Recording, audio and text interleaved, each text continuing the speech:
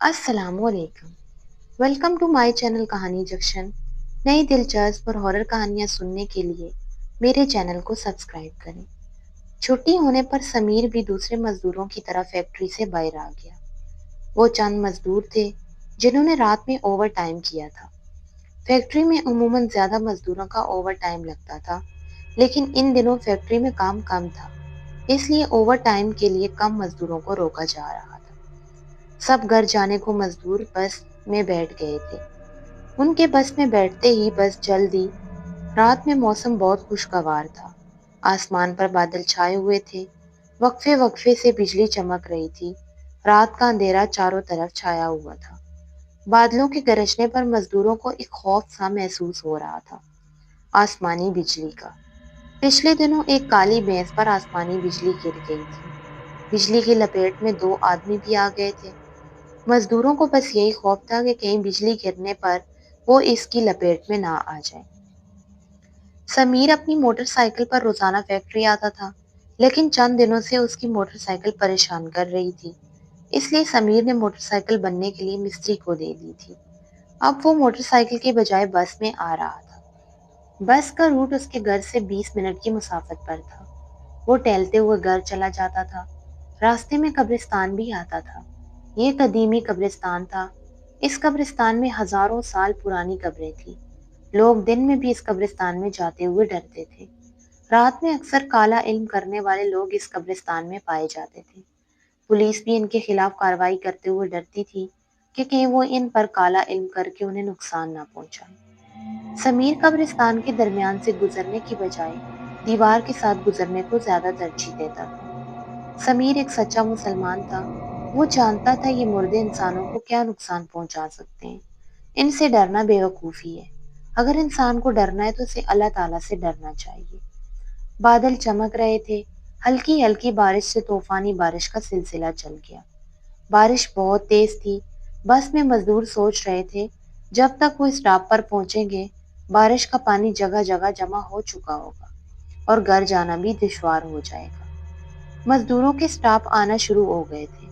جس کا اسٹاپ آتا وہ بس سے اتر جاتا۔ سمیر کا اسٹاپ آنے پر وہ بھی اتر گیا۔ بارش کی وجہ سے جگہ جگہ پانی بھر چکا تھا، اس لیے پانی میں چلنا مشکل ہو گیا تھا۔ گھر تو پہنچنا ہی تھا، اس لیے پانی میں چلنا مجبوری تھی۔ جب وہ قبرستان کے نزدیک پہنچا، یہ دیکھ کر پوری طرح چونکا۔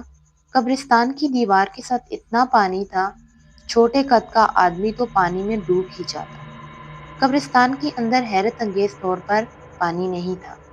وہ جگہ کسی قدر اونچی تھی، آسانی سے گھر جا سکتا تھا۔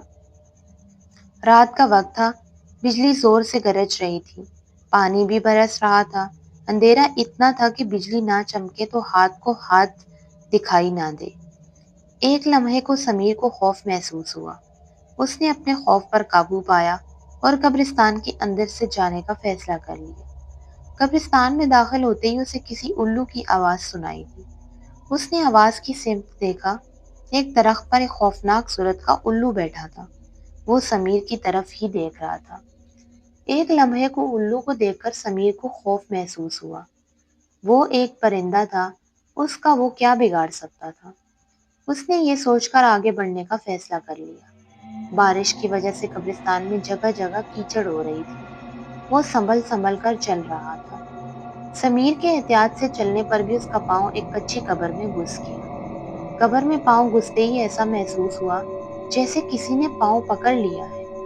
خوف سے سمیر کا چہرہ فک ہو گیا۔ اس نے ہمت کی اور اپنا پاؤں چھڑانے کی بھرپور کوشش کی۔ اس کوشش کے نتیجے میں وہ مزید قبر کے اندر چلا گیا۔ کچی قبر اس کے لیے دلدل محسوس ہو رہی تھی۔ جتنا اوپر آنے کی کوشش کر رہا تھا، اتنا ہی اندر دھستا جا رہا تھا۔ اس کے دونوں پاؤں کو 2 ہاتھوں نے مضبوطی سے پکڑ لیا تھا۔ اسے اندر کی جانب کھینچتے ہوئے لے جا رہے تھے۔ قبر کے اندر جاتے پر سمیر کو کچھ نظر نہیں آ رہا تھا۔ ایسا محسوس ہو رہا تھا کہ جیسے لمبی سرنگ ہے اور 2 ہاتھ مضبوطی سے اسے پکڑنے آ رہے ہیں۔ خاصی دیر وہ اندھیرے میں آگے کو جاتا رہا۔ اس کی آنکھیں دیکھنے کے قابل ہوئی۔ ایک بندر نما مخلوق نے سمیر کو پکڑا ہوا تھا۔ ایسی مخلوق اس نے اپنی زندگی میں نہیں دیکھی تھی۔ وہ سرنگ آگے جا کر بہت کشادہ ہو چکی تھی، کسی عمارت کا بڑا ہال محسوس ہو رہی تھی۔ وہاں کئی مشعلیں جل رہی تھی جس کی وجہ سے وہ جگہ خوب روشن تھی۔ ایک چبوترا بنا ہوا تھا جس پر ایک ممی رکھی ہوئی تھی۔ اس مخلوق نے سمیر کو چبوترے کے پاس چھوڑ دیا۔ سمیر کبھی ممی کو حیرانی سے دیکھتا، کبھی اس مخلوق کو دیکھتا۔ اچانک وہاں ایک ہندو پجاری آ گیا۔ سمیر کو دیکھ کر اس کے چہرے پر ایک پراسرار سی مسکراہٹ تھی۔ شاباش، تم نے بہت اچھا کام کیا ہے، اس نے پراسرار مخلوق سے مخاطب ہوتے ہوئے کہا۔ تم کون ہو اور مجھے یہاں کیوں لایا گیا ہے؟ سمیر نے پوچھا۔ تمہیں میرے حکم پر لایا گیا ہے۔ تم نے قبرستان میں داخل ہوتے ہوئے ایک الو کو دیکھا ہوگا، وہ میرے لیے جاسوسی کرتا ہے۔ اس نے جیسے ہی مجھے تمہارے قبرستان میں داخل ہونے کی اطلاع دی، میں نے یہاں لانے کا حکم دے دیا۔ مجھے یہاں کیوں لایا گیا ہے تمہیں چند منٹوں بعد خود پتہ چل جائے گا، ہندو پجاری زور سے کہکا لگاتے ہوئے بولا۔ مجھے جانے دو، ایسا نہیں ہو سکتا۔ جو یہاں آ گیا اس کی لاش بھی یہاں سے نہیں جا سکتی۔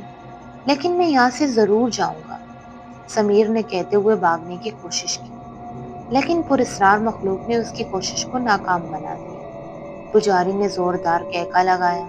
میں نے کہا تھا نا کہ یہاں جو آ گیا اس کی لاش بھی نہیں جا سکتی۔ تمہارا میں نے کیا بگاڑا ہے جو مجھے یہاں لے آئے ہو؟ سمیر چیخا۔ تم میرا کچھ نہیں بگاڑ سکتے، لیکن میں تمہارا بگاڑ سکتا ہوں۔ خدا کے لیے مجھے چھوڑ دو، سمیر چیخا۔ چیخو چلاؤ، تمہاری آواز یہاں سے باہر نہیں جائے گی، پجاری نے کہا۔ اس کے اشارے پر پراسرار مخلوق سمیر کو مضبوطی سے پکڑ کر ممی کے پاس لے آئی۔ اس نے سمیر کو اتنی مضبوطی سے پکڑا ہوا تھا کہ وہ اپنی مرضی سے ہل بھی نہیں سکتا تھا۔ پجاری نے اس کے ہاتھ کو پکڑ کر چاقو سے کٹ لگایا۔ کٹ لگتے ہی ہاتھ سے خون بہنے لگا۔ پجاری نے سمیر کا ہاتھ ممی پر کر دیا۔ خون کے قطرے ممی کے چہرے پر گرنے لگے۔ ممی کے چہرے پر گوشت موجود تھا، جبکہ پورا جسم ڈھانچہ بنا ہوا تھا۔ چہرے پر خون کے قطرے پڑتے ہی ممی نے آنکھیں کھول دی۔ اس کی آنکھیں کھول دینے پر سمیر کے ہاتھوں پر پجاری نے دوائی لگا دی تاکہ زیادہ خون ضائع نہ ہو سکے۔ تم کیوں مجھے بار بار تکلیف دیتے ہو؟ ممی غصے سے بولی۔ میں تمہیں دوبارہ سے زندہ کرنا چاہتا ہوں۔ دیکھ لو، میں نے تمہارے چہرے کو زندہ عورتوں کی طرح سے کر دیا ہے۔ باقی جسم پر بھی گوشت آ جائے گا۔ میں دوبارہ اس دنیا میں زندہ رہنا نہیں چاہتی، لیکن میری خواہش ہے تمہیں زندہ کرنے کی۔ اس خواہش میں کئی لوگوں کو تم ہلاک کر چکے ہو۔ مجھے اس کی کوئی پرواہ نہیں ہے۔ تم نے اپنے خاص عملیات کے ذریعے مصر کے احرام سے میری ممی کو حاصل کیا۔ مجھے دوبارہ گوشت پوست کا بنانے کا انسانی جانوں سے کھیل رہے ہو۔ مجھے انسانی جانوں سے کھیلنے کا شوق ہے۔ تم جانتے ہو میں کون ہوں؟ ہاں، اچھی طرح جانتا ہوں۔ تم فرعون اخناتون کی بیٹی ہو۔ تمہیں دوبارہ زندگی ملنے سے میرے بہت سے ناممکن کام ممکن ہو جائیں گے، پجاری نے کہا۔ کون سے ناممکن کام؟ سب سے پہلے میں احرام مصر میں دفن خزانہ حاصل کرنا چاہتا ہوں۔ اس کے بعد اپنے دوسرے منصوبوں پر عمل کروں گا، پجاری نے ہنستے ہوئے کہا۔ سمیر حیرت سے ان دونوں کی باتیں سن رہا تھا۔ پجاری وہاں کچھ دیر رک کر چلا گیا۔ جانے سے پہلے وہ ایک ستون سے سمیر کو باندھنا نہیں بھولا۔ سمیر بہت چیخا چلایا کہ اسے چھوڑو، لیکن پجاری نے اس کی ایک نہ سنی۔ سمیر کو جس ستون سے باندھا گیا تھا اس سے سمیر کا رخ ممی کے منہ کی طرف ہو گیا۔ ممی کی آنکھیں بند ہو چکی تھی۔ سمیر وہاں کھڑا سوچ رہا تھا کہ وہ کس مصیبت میں آ کر پھنس گیا ہے۔ پجاری اسے اپنے فائدے کے چکر میں مار دے گا۔ اسے کچھ کرنا ہوگا، جبھی وہ اپنی جان بچا سکے گا۔ لیکن کس طرح سے؟ یہ اس کی کچھ سمجھ میں نہیں آ رہا تھا۔ ستون سے بندے بندے سمیر کو نیند آ گئی اور وہ کھڑے کھڑے سو گیا۔ نہ جانے رات کا کون سا پہر تھا، سمیر کو ایک جھٹکا لگا اور اس کی آنکھ کھل گئی۔ اس نے دیکھا کہ ممی کی آنکھیں کھلی تھی اور وہ اسے ہی گور رہی تھی۔ سمیر کا چہرہ خوف سے پھک ہو گیا۔ ممی سخت غصے میں دکھائی دے رہی تھی۔ تم کیسے انسان ہو؟ اپنی جان بچانے کی تدبیر کرنے کے بجائے سو رہے ہو؟ میں کچھ نہیں کر سکتا، سمیر نے کہا۔ کیوں کچھ نہیں کر سکتے؟ میں رسیوں میں بندھا ہوا ہوں، اپنی مرضی سے ہل بھی نہیں سکتا۔ میں رسیوں سے آزاد کرا دوں تو کیا تم میرے لیے کچھ کرو گے؟ کیونکہ میں اس دنیا میں دوبارہ نہیں آنا چاہتی۔ لیکن پجاری مجھے دوبارہ دنیا میں لانا چاہتا ہے۔ اس کے عمل سے مجھے تکلیف ہوتی ہے۔ تم کیا چاہتی ہو؟ میں ویسے ہی گہری نیند سونا چاہتی ہوں جیسے زندہ ہونے سے پہلے سو رہی تھی۔ میں کیا کر سکتا ہوں؟ تمہیں سب سے پہلے ہندو پجاری کو قتل کرنا ہوگا۔ اس طرح میں تمہارے لیے کچھ کر سکوں گی۔ وہ کیسے؟ رسیوں سے آزاد ہو کر تم کمرے میں چھپ جانا۔ ہندو پجاری جب تمہیں تلاش کرے اس کے پیچھے سے وار کر کے اسے قتل کر دینا۔ اس طرح میری پجاری سے جان چھوٹ جائے گی۔ میرے آزاد ہونے پر یہ پراسرار مخلوق نہیں چھوڑے گی۔ اس کی فکر مت کرو، یہ تمہیں کچھ نہیں کہے گی، ممی نے کہا۔ سمیر کی کچھ سمجھ میں نہیں آ رہا تھا کہ یہ سب کیا ہو رہا ہے۔ پراسرار مخلوق اسے پکڑ کر یہاں لائی ہے۔ ممی کہہ رہی ہے یہ پراسرار مخلوق کچھ نہیں کہے گی۔ ممی نے کسی اور زبان میں کچھ کہا جسے سن کر پراسرار مخلوق نے سمیر کی رسیاں کھول دی۔ اس طرح سمیر آزاد ہو گیا۔ آزاد ہوتے ہی وہ کمرے میں ایک جگہ کا انتخاب کر کے چھپ گیا۔ صبح ہونے پر ہندو پجاری کمرے میں آیا۔ وہ سمیر کو کمرے میں نہ پا کر حیرت زدہ رہ گیا۔ وہ ابھی کچھ سوچ ہی رہا تھا کہ پیچھے سے سمیر نے پجاری کے سر پر ڈنڈے کا بھرپور وار کیا۔ ڈنڈا لگتے ہی پجاری زمین پر گر پڑا۔ سمیر پھر رکا نہیں، اس پر حملے کرتا رہا جب تک اس کا بیجا سر سے باہر نہیں نکل آیا۔ وہ وار کرتا رہا۔ جب اسے اطمینان ہو گیا پجاری مر چکا ہے، وہ رک گیا۔ شاباش، تم نے بہت اچھا کام کر دیا ہے، ممی نے کہا۔ میں یہاں سے کیسے باہر کی دنیا میں جاؤں گا؟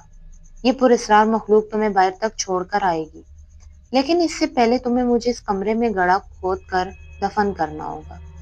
اس کے بدلے میں تمہیں بہت سی دولت دوں گی۔ دولت؟ سمیر چونکا۔ ہاں، اس کمرے میں ایک تجوری رکھی ہے، اس میں اس پجاری نے بہت ساری دولت جمع کر رکھی ہے۔ وہ اب سب تمہاری ہے، ممی نے کہا۔ سمیر نے ممی کی بات پر عمل کیا اور کمرے میں گڑھا کھود کر ممی کو زمین کے اندر دفن کر دیا۔ تجوری میں رقم اتنی تھی کہ جس کا اس نے تصور بھی نہیں کیا تھا۔ اس دولت کے مل جانے پر شاہانہ زندگی بسر کی جا سکتی تھی۔ سمیر نے ایک بڑے سے تھیلے میں پیسے بھر لیے۔ پراسرار مخلوق اس کے پاس آئی اور اس کا ہاتھ پکڑ کر لے گئی۔ اسے ایسا محسوس ہوا جیسے وہ فضا میں اڑ رہا ہے۔ تھوڑی دیر بعد وہ قبرستان میں تھا۔ سمیر کو وہاں چھوڑ کر مخلوق جیسے آئی تھی ویسے ہی غائب ہو گئی۔ سمیر آج بہت خوش تھا۔ وہ ایک رات میں امیر بن گیا تھا اور اس کے ہاتھ اتنی دولت آ گئی تھی جس کا اس نے زندگی میں تصور بھی نہیں کیا تھا۔ سمیر نے نوکری چھوڑ دی اور اس رقم سے کاروبار کرنے لگا۔ اس واقعے کو ایک عرصہ گزر چکا تھا، لیکن وہ آج بھی اس واقعے کو یاد کر کے خوف زدہ ہو جاتا تھا۔ اگر ممی اس کی مدد نہ کرتی تو پجاری اس کا خون ممی کو پلا پلا کر اسے جان سے مار دیتا۔ اس کی زندگی باقی تھی، اس لیے بچ گیا۔